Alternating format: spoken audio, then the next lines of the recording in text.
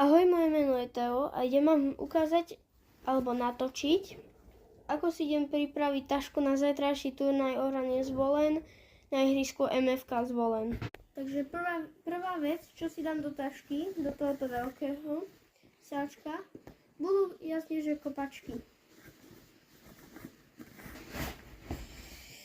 Druhá vec, pre istotu si tam dám aj turfy.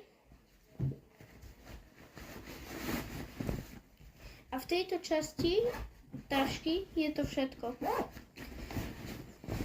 Potom je tu ešte nejaké miesto a na to mám tu dres Oranie Zvolen. Ešte vám ho ukážem.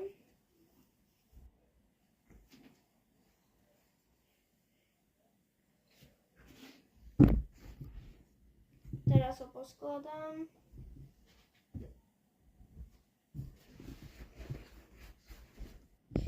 Ďalšia vec, čo tu mám, sú kraťasy. Musia byť čierne. Poskladám ich, dám ich na dres. Ďalšia vec, čo dám vnúka, budú chrániče.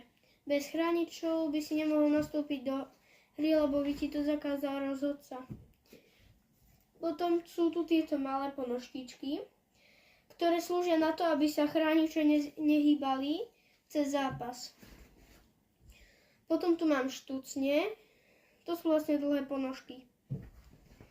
A v tejto taške je to všetko. K tomu si ešte dám aj túto taštičku malú, modrú a to je všetko.